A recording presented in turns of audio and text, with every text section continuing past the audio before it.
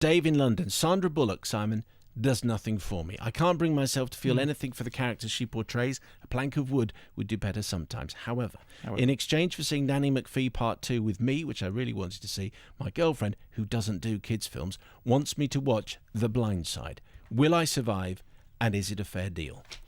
Well, I think the short answer to that is yes. Once you get past the fact that it is essentially a TV movie of the week and you allow yourself to sort of be taken in by what's, a fairly schmaltzy concoction, then there are things that, like, predominantly Sandra Bullock's performance, as you know, we'll have a clip in a minute, as you know, story is it's the true story. Is it the whole film that we're going to hear this time on the clip? Shall we see?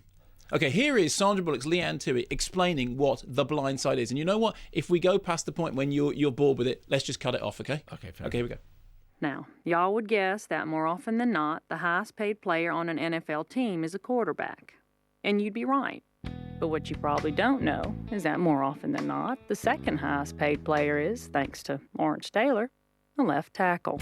Because as every housewife knows, the first check you write is for the mortgage, but the second is for the insurance. And the left tackle's job is to protect the quarterback from what he can't see coming, to protect his blind side. The ideal left tackle is big, but a lot of people are big. He's wide in the butt and massive in the thighs. He has long arms, giant hands, and feet as quick as a hiccup. This is a rare and expensive combination. Yeah, I know. I work with him. Yeah, boom, and if you will, giant boom, hands. Oh my word! And wide in the butt. And in the knitted character version, unfortunately, your hands are exactly the same. Thank you very much. Okay, so here's the thing. So it's a true story of this guy, Big Mike, as he's known in school, Michael Oher, who is at this school. He's seen by Leanne Tui's character. She's a very, very well-to-do society wife.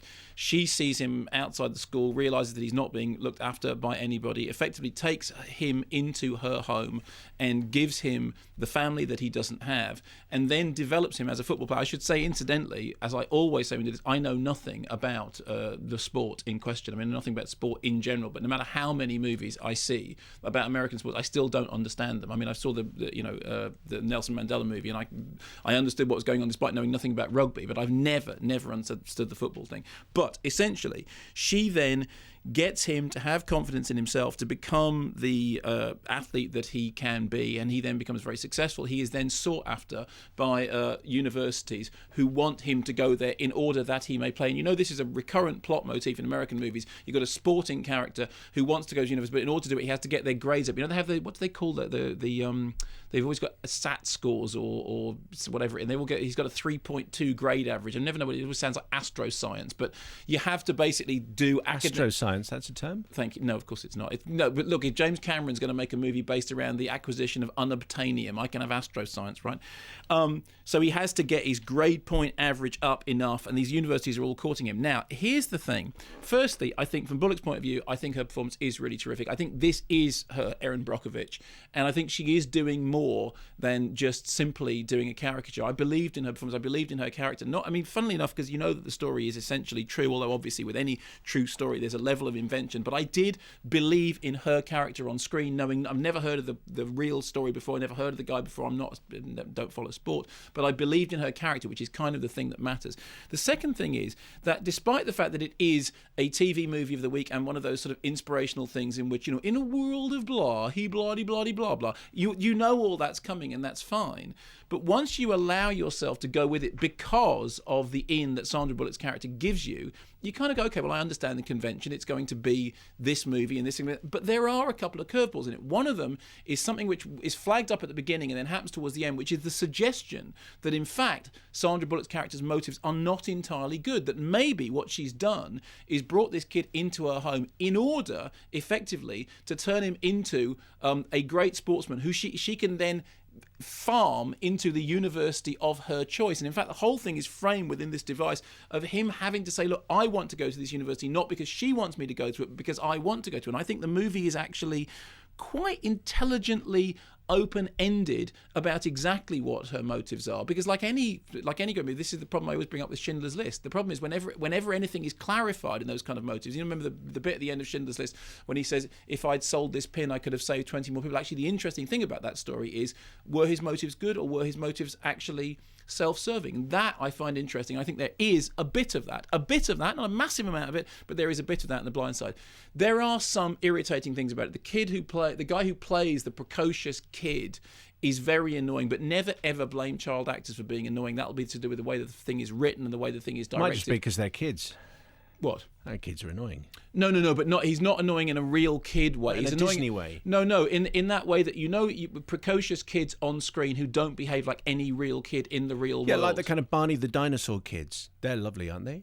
I've never seen Barney the Dinosaur? No, I mean, I've never seen it. I know that you have children and you've never let No, but I them know see that it was Barney used the as a Dinosaur. torture, procedure, because we heard about it in John Ronson's Men Who Stare at Goats. But no, those kind of, like that program, Different Strokes, when the kid, I know there's a reason, that it wasn't actually a kid, but the incredibly precocious young guy speaking way above his age, but these people don't exist in real life. Will you watch Barney for me this weekend if you can find it somewhere? No, not in a million Watch some years. children on Barney. No, that's like saying, would you like to experience a little bit of Iraq torture?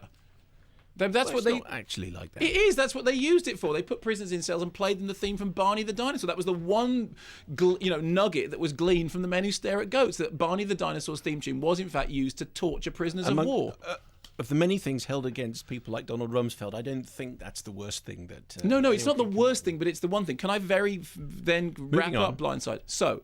Yes, TV movie of the week. Yes, irritating young kid characters. Yes, a schmaltzy saccharin version of reality that in the end you are left questioning whether any of this is true. But Sandra Bullock's performance, I think, is very fine. And I like Sandra Bullock, always have done. Great to see her actually doing this. I said it is her Erin Brockovich. I think she, I'm glad that she won, because good for her. She's really served her time, and how nice to see her not letting me down so terribly and making another movie like The Proposal.